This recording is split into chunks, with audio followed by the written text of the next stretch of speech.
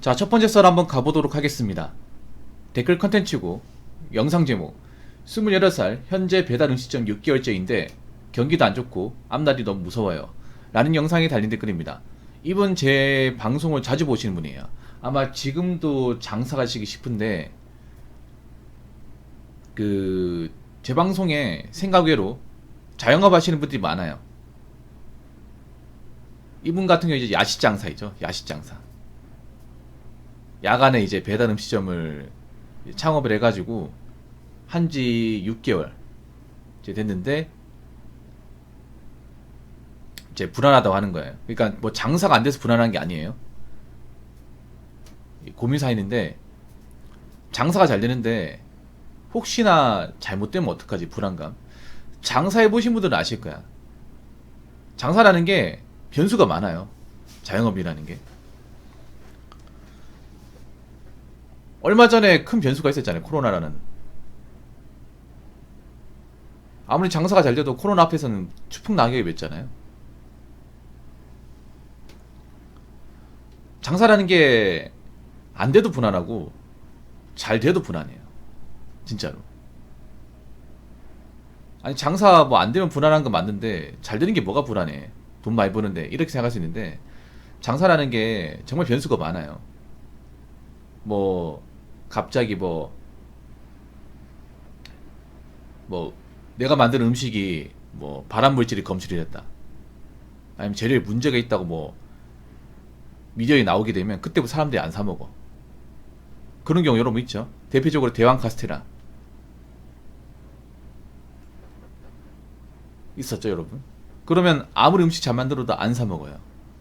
이건 내 노력을 어떻게 할 수 없는 부분이잖아. 아니면 이제 뭐 유행이 지난다거나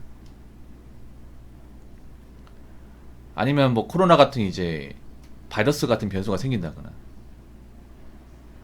그런 것 때문에 뭐 장사가 잘 돼도 과연 내일은 잘 될 수 있을까? 그런 불안감이 다 있어요. 근데 뭐 어떡하겠습니까? 해야죠. 여러분들 사실 자영업이 진짜 힘들어요. 자영업 사장님들이. 자주는 아니지만 제 방송에 와가지고 고충 같은 거 많이 호소하세요.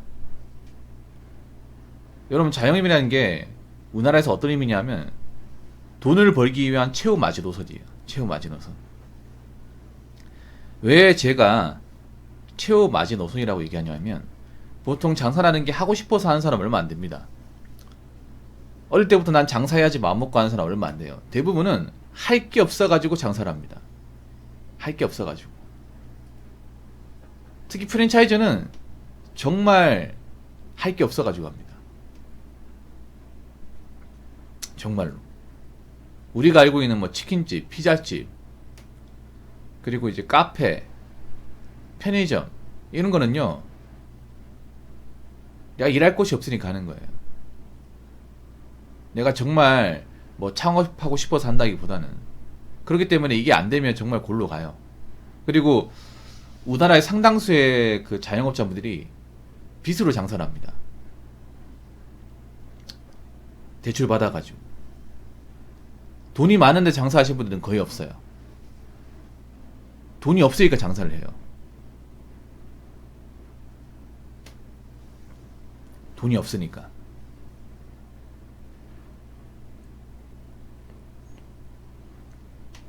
그렇기 때문에 장사가 망하면 안 돼.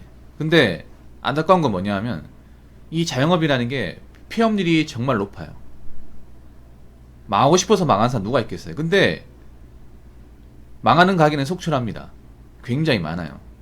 우리가 알고 있는 일반적인 자영업은 대부분 아무리 길어봤자 5년을 못 넘깁니다. 그래서 내가 가게를 하는데 창업한 지 5년 넘었다는 거 하는 것은 정말 대단한 거예요. 여러분들 동네 지나가다가 가게 같은 거 무심히 봐요. 내가 어릴 적부터 봤던 가게가 몇 개나 남아있는지 거의 없어요, 여러분. 근데 참 웃긴 게 뭐냐 하면 여러분 불경기잖아요. 지금 사람들이 뭔가 좀 밖에서 음식을 사 먹기 굉장히 좀 부담스럽잖아요. 물가가 비싸가지고. 근데 이 와중에도 창업하는 사람들이 많아요. 여러분 길 가다 보면 이제 빈 점포에 누가 공사하는 거 봤을 겁니다. 공사한다는 게 뭐예요? 누가 창업한다는 거죠. 누가 여기 들어오는 거죠. 그래서 누가 또 장사를 하다가 또 안 돼가지고 다른 사람이 또 인수해가지고 그것도 허물고 다시 또 인테리어하고, 그런 거 길 가면 쉽게 볼 수 있습니다.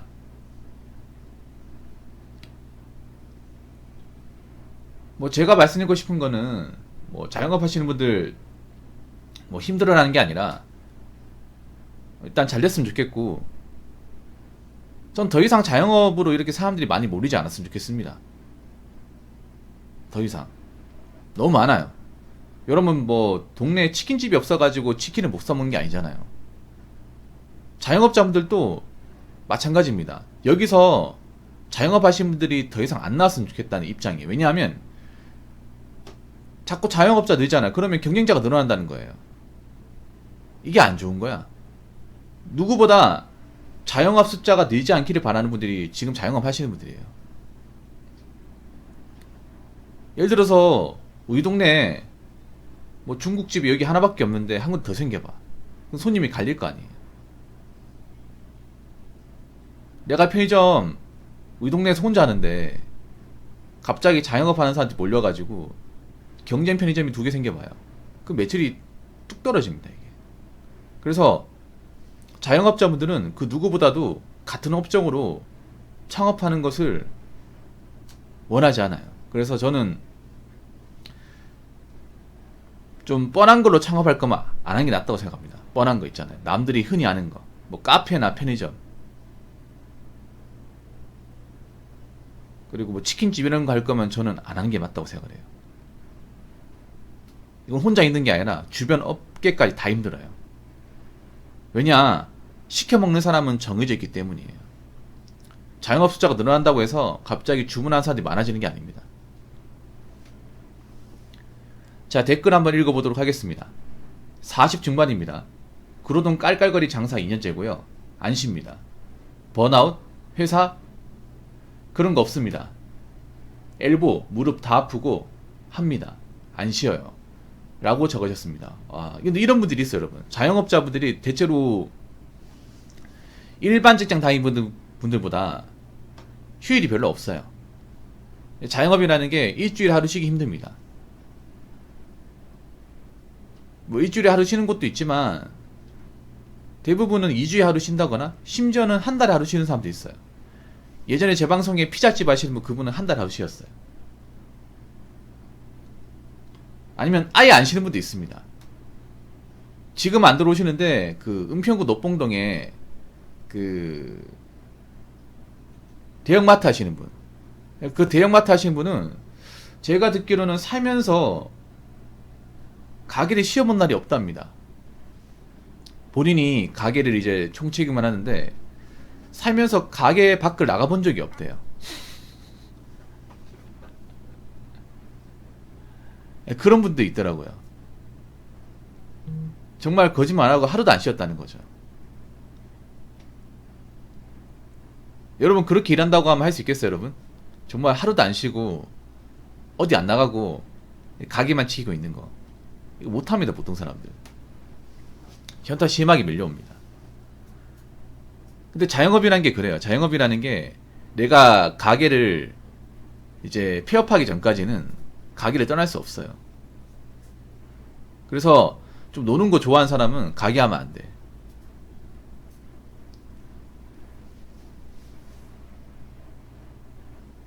그리고 자영업 하시는 분들이 왜 안 쉬는지 아세요? 왜 안 쉬냐 하면 매상이 떨어지는 것도 있지만 불안해요. 그러니까 내가 하루 쉰다는 거는 하루 매상을 포기하는 거란 말이에요. 일반 직장인들하고 개념이 달라요. 일반 직장인은 정해진 쉬는 날이 있으니까 보통 이제 시급제가 아니면 일반 사무직은 연봉제란 말이에요. 연봉제 같은 경우에는 오히려 회사를 더 나오는 게 손해란 말이에요. 그래서 하더라도 더 쉬고 싶어. 근데 장사하는 분들은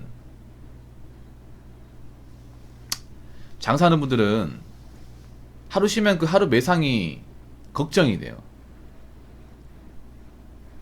그러니까 맘 편히 못 쉰다고 하더라고요, 하루 쉬더라도.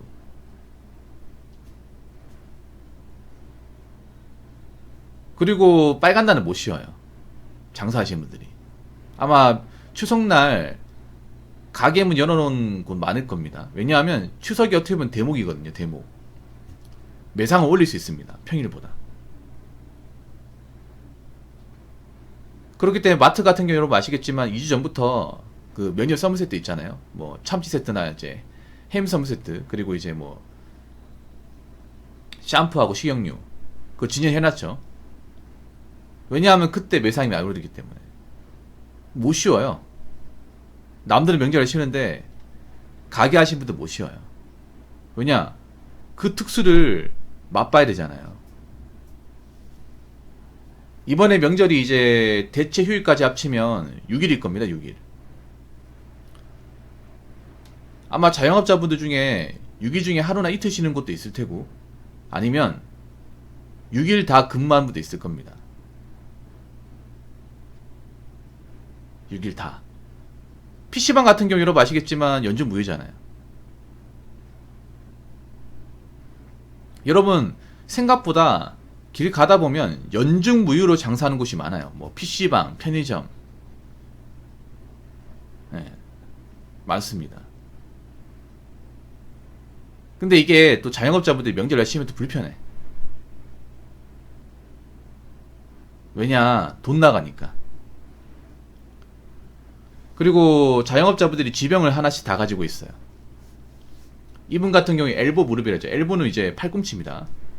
팔꿈치. 그러니까 팔 관절하고 무릎 다 관절이에요. 엘보 무릎. 그러니까 관절이 안 좋아지는 분들이 많아요. 왜냐하면 우리가 만약에 음식 같은 거 장사하잖아요. 그러면 음식을 조리해야 되잖아요.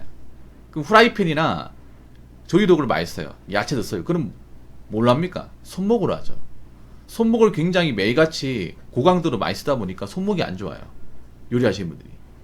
그리고 서서 일하다 보니까 앉아 있는 시간이 없다 보니까 다리가 아파요. 네.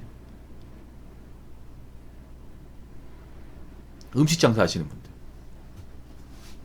특히 중국집 하시는 분들이 손목이 다 안 좋아. 중국 요리가 여러분 아시겠지만 그 웍이라고 하죠. 그 대형 후라이팬 동그랗게 생긴 거. 예, 그게 진짜 무겁거든요. 진짜 무거워요. 중국 요리가. 그리고 화기를 다루기 때문에 화상도 많이 있습니다. 예. 그 중국집에서 이제 주방에서 일하시는 분 중에 기름 튀겨가지고 화상 흉터 없는 분들이 없어요. 그리고 카레에 베이 흉터 다 있어요.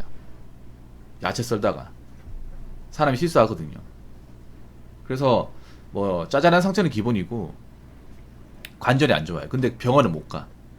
가게를 비울 수가 없으니까. 참고 일하시는 분도 많습니다. 근데 제가 얘기하고 싶은 거는 아프면 병원을 가야 돼요. 아프면 병원을 가가지고 치료는 받아야 돼. 네. 매상이 좀 떨어지는 한이 있더라도, 누구한테 좀 가게를 비워주는 한이 있더라도 병원은 가야 됩니다. 그 병 치료 안 받으면 병을 키워요. 그럼 진짜 나중에 손목을 못 써요. 진짜 수술까지 해야 돼. 참고 일하다가 병을 키우는 경우가 정말 많아요. 관절에 뭔가 이상이 왔던 거 바로 가야 돼요. 네, 바로 가가지고 이제 약 먹고 해야 됩니다. 어차피 자영업 시작하신 분들 계속 해야 될 거 아니에요. 그러면 몸이라도 관리 잘해야 될 거 아닙니까? 그래서 몸이 지장가지 않도록 주의하시고,